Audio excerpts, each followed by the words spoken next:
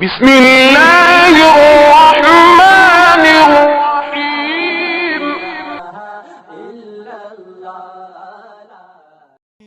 فرعون کے محل میں مشاطہ نامی ایک عورت فرعون کی بیٹیوں کے بال سنوارا کرتی تھی۔ ایک مرتبہ وہ فرعون کی بیٹی کے بال سنوار رہی تھی، اسی دوران اس کے ہاتھ سے کنگھی نیچے گر گئی۔ جب وہ کنگھی اٹھانے لگی تو اس نے حضرت موسیٰ علیہ السلام کے پروردگار کا نام لیا۔ جب مشاطہ نے اللہ رب العزت کا نام لیا تو فرعون کی بیٹی سمجھ گئی کہ یہ تو میرے والد کو معبود نہیں مانتی بلکہ حضرت موسیٰ علیہ السلام کے اللہ پر ایمان رکھتی ہے۔ چنانچہ اس لڑکی نے مشاطہ سے پوچھا، کیا تم میرے والد کو خدا نہیں مانتی ہو؟ اس نے کہا، ہرگز نہیں، میرا خدا تو وہ ہے جو حضرت موسیٰ علیہ السلام کا پروردگار ہے۔ جب لڑکی نے مشاطہ کا دو ٹوک جواب سنا تو وہ بھاگ کر اپنے باپ کے پاس گئی اور کہنے لگی کہ آپ کے محل میں آپ کے زیر سایہ رہنے والی عورت آپ کو خدا نہیں مانتی۔ بیٹی کی لگی لپٹی باتیں سن کر فرعون غصے میں آ گیا۔ چنانچہ وہ کہنے لگا، اچھا میں دربار میں جا کر اس عورت کو ایسی عبرتناک سزا دیتا ہوں کہ یا تو وہ موسیٰ علیہ السلام کے خدا کو خدا کہنے سے باز آ جائے گی یا پھر اپنی جان سے ہاتھ دھو بیٹھے گی۔ فرعون جب اپنے دربار میں پہنچا تو اس نے اس عورت کو اپنے پاس بلوایا اور کہا، تم موسیٰ علیہ السلام کے خدا کو خدا کہنا چھوڑ دو۔ وہ کہنے لگی، ہرگز نہیں۔ اس نے مشاطہ کو بڑا ڈرایا دھمکایا، مگر وہ کہنے لگی کہ اب تم جو کچھ کر سکتے ہو کر لو، میں پیچھے نہیں ہٹ سکتی۔ اس کا دلیرانہ جواب سن کر فرعون نے انا کا مسئلہ بنا لیا۔ چنانچہ فرعون نے کہا کہ اس کو زمین پر لٹا دیا جائے۔ اسے زمین پر لٹا دیا گیا۔ اس کے دونوں ہاتھوں اور پاؤں میں کیلیں گاڑ دی گئیں تاکہ وہ حرکت نہ کر سکے۔ اسی دوران وزیر آیا اور اس نے فرعون سے کہا کہ اس کی ایک دودھ پیتی چھوٹی سی بچی بھی ہے، اگر اس کی اس بیٹی کو اس کے سامنے قتل کر دو، یہ اپنی ممتا سے مجبور ہو کر آپ کی بات مان جائے گی۔ چنانچہ فرعون نے اس کی دودھ پیتی معصوم بچی کو گھر سے بلوایا اور اسے اس کے سینے پر لٹا دیا۔ وہ بچی ماں کے سینے سے لگ کر دودھ پینے لگ گئی۔ بچی ابھی دودھ پی ہی رہی تھی کہ فرعون نے کہا کہ میں تمہاری اس بچی کو تمہارے ہی سینے پر قتل کر دوں گا۔ وہ اتنی بڑی دھمکی سن کر بھی کہنے لگی کہ اب میرے دل میں اتنا ایمان بھر چکا ہے کہ میں اپنی آنکھوں سے بیٹی کو خون میں لت پت تڑپتا تو دیکھ سکتی ہوں، مگر میں اپنے ایمان کا خون نہیں کر سکتی۔ چنانچہ مشاطہ کے سینے پر ہی اس کی معصوم بچی کی گردن کاٹ دی گئی۔ جس ماں کے سینے پر بیٹی کا خون بہہ رہا ہو، اس ماں کے دل پر کیا گزرتی ہے۔ جب بیٹی ٹھنڈی ہو گئی تو فرعون نے کہا کہ اب ہم تمہیں قتل کر دیں گے۔ اس نے کہا، تم جو مرضی کر لو، میں پیچھے نہیں ہٹ سکتی۔ بالآخر اس عورت کو بھی شہید کر دیا گیا۔ اس کو شہید کروا کر جب گھر پہنچا تو اپنی بیوی حضرت آسیہ سے کہنے لگا، آج یہ واقعہ پیش آیا ہے کہ میں نے ایک عورت کو عبرتناک سزا دے دی ہے۔ اس کی بیوی نے کہا، تیرا ناس ہو، تو نے ایک معصوم بچی کی جان بھی لیا اور ایک بے گناہ عورت کا بھی قتل ناحق کیا۔ فرعون نے کہا، میں نے اس کو اس لیے عبرتناک سزا دی کہ وہ مجھے خدا نہیں مانتی تھی۔ یہ سن کر حضرت آسیہ نے کہا کہ خدا تو میں بھی تجھے نہیں مانتی، بلکہ تو ایک عام انسان ہے۔ جب فرعون نے یہ سنا تو وہ حیران رہ گیا، کیونکہ اسے حضرت آسیہ سے بڑی محبت تھی۔ حضرت آسیہ کو اللہ تعالیٰ نے بڑا حسن و جمال عطا کیا تھا۔ فرعون نے اسے پوری قوم کی عورتوں سے چن کر اس کے حسن کی وجہ سے اپنی بیوی بنایا تھا، اس وجہ سے وہ اس سے بہت زیادہ محبت کرتا تھا۔ چنانچہ فرعون کہنے لگا، تم کیسی باتیں کر رہی ہو؟ وہ کہنے لگی، میں بالکل ٹھیک کہہ رہی ہوں کہ تو جھوٹا ہے۔ پروردگار تو وہی ہے جس کا پیغام لے کر حضرت موسیٰ علیہ السلام تشریف لائے۔ فرعون نے یہ بات سنی تو اسے بہت غصہ آیا، لہٰذا کہنے لگا کہ میں تمہارا بھی وہی حشر کراؤں گا جو میں نے مشاطہ کا کروایا ہے۔ وہ کہنے لگی تو جو چاہتا ہے کر لے، میرے ساتھ میرا پروردگار ہے۔ اب میں نے فیصلہ کر لیا ہے کہ میں اپنے پروردگار کو نہیں چھوڑ سکتی، البتہ تیری ہر چیز کو لات مار سکتی ہوں۔ جب اس نے یہ باتیں سنی تو وہ پھر دربار میں آیا۔ اب پھر اس نے لوگوں کو بلوا لیا اور کہنے لگا دیکھو یہ کتنی بڑی سازش ہو گئی ہے، موسیٰ نے میری بیوی کو بھی بہکا لیا ہے۔ آج میں اس عورت کو یا تو مار ڈالوں گا یا پھر وہ اپنی بات سے ہٹ جائے گی۔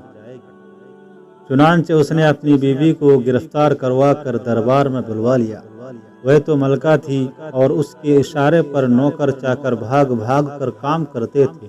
لوگ احترام کی وجہ سے اس کی طرف آنکھ اٹھا کر بھی نہیں دیکھتے تھے۔ آج وہ فرعون کے دربار میں ملزمہ بن کر کھڑی۔ فرعون نے اسے کہا کہ تو اتنے عالیشان محل میں رہتی ہے، اتنی نعمتوں میں پلی ہے، میں نے تجھے اپنے محبوبہ بنایا ہوا ہے، تجھے اب محل والی ناز و نعمت والی زندگی سے محروم ہونا پڑے گا۔ بہتر ہے تو اب بھی باز آ جا اور مجھے خدا مان لے۔ وہ کہنے لگی اب میں نے ایمان قبول کر لیا ہے، لہٰذا میں اپنی بات سے پیچھے نہیں ہٹ سکتی۔ چنانچہ فرعون نے فیصلہ کر لیا کہ میں اسے بھی سزا دوں گا۔ فرعون نے سب سے پہلے سزا کے طور پر اسے رسوا کرنے کا فیصلہ کیا۔ چنانچہ اس نے کہا کہ سب سے پہلے اس عورت کے جسم سے لباس اتار دیا جائے۔ اب بتائیے کہ اگر کسی مرد کو کہا جائے کہ تجھے لوگوں کے درمیان بے لباس کر دیں گے، مردوں کو اتنی شرم آتی ہے، وہ چاہتا ہے کہ زمین پھٹ جائے اور میں اندر اتر جاؤں۔ وہ تو بالآخر عورت تھی، اور عورت کے اندر تو اللہ تعالیٰ نے شرم و حیا رکھی ہوتی ہے۔ فرعون نے اس کے جسم سے لباس اتروا دیا۔ آپ سوچئے کہ وہ اب کتنی عجیب صورتحال کا شکار ہے۔ ایک طرف ایمان ہے اور دوسری طرف امتحان ہے۔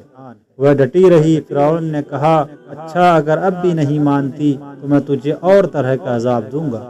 چنانچہ فرعون نے کہا کہ اس کا منہ میرے محل کی طرف کر کے لٹا دو تاکہ آخری وقت بھی اس کی نگاہیں میرے محل پر لگی رہیں اور اس کے ذہن میں یہ بات رہے کہ میں ان نعمتوں کو ٹھکرا کر ذلیل و خوار ہو کر مر رہی ہوں۔ لہٰذا اسے فرعون کے حکم کے مطابق لٹا دیا گیا۔ اس کے ہاتھوں اور پاؤں میں لوہے کی کیلیں گاڑ دی گئیں تاکہ ہل نہ سکے۔ اس کے بعد فرعون نے لوگوں کو بلا کر کہا اس کے جسم سے کھال کو جدا کرنا شروع کر دو۔ اب بتائیے کہ وہ زندہ عورت ہے اور اس کے جسم سے کھال اتاری جا رہی ہے، نازک بدن ہے مگر اس کو برداشت کر رہی ہے، اسے اللہ کے نام پر تکلیف دی جا رہی ہے۔ اس طرح اس کے جسم سے کھال اتار دی گئی۔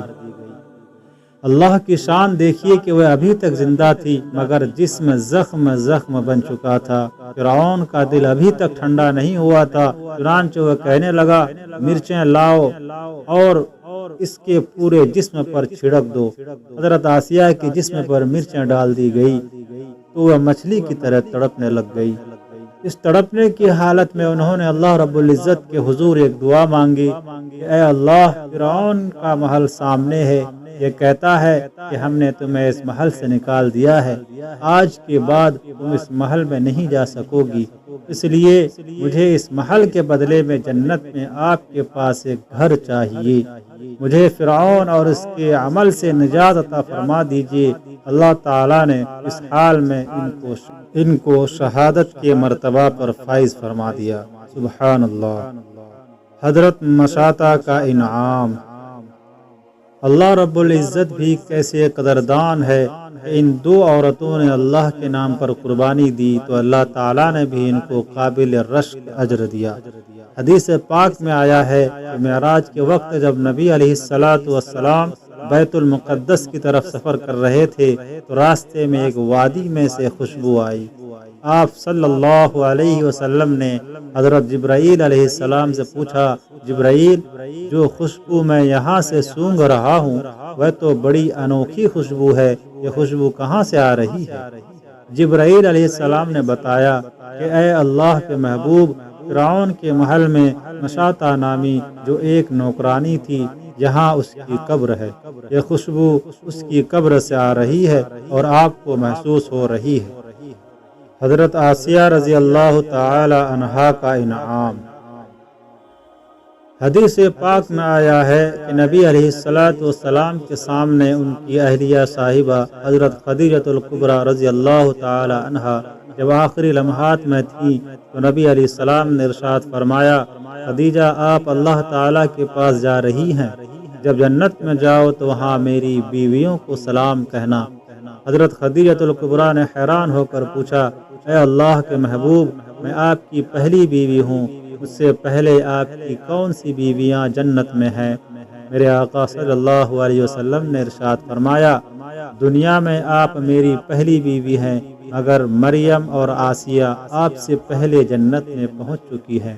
اللہ تعالیٰ نے ان کو بھی میری بیویاں بنا دیا ہے۔ سبحان اللہ، دیکھیے کہ اللہ رب العزت کتنے قدرداں ہے کہ حضرت آسیہ فرعون کے محل اور اس کی نعمتوں کو لات مارتی ہیں تو اللہ رب العزت ان کو اپنے محبوب کی بیوی بنا دیتے ہیں۔ پروردگار، آپ کتنے بڑے قدرداں ہیں کہ جو بندہ آپ کے راستے میں قربانی دیتا ہے آپ اس کی اوقات سے بڑھ کر اسے انعام عطا فرما دیتے ہیں۔ کہاں وہ دنیا میں فرعون کی بیوی تھی اور جنت میں کہاں وہ اللہ کے محبوب صلی اللہ علیہ وسلم کی بیوی بن کر زندگی گزارے گی۔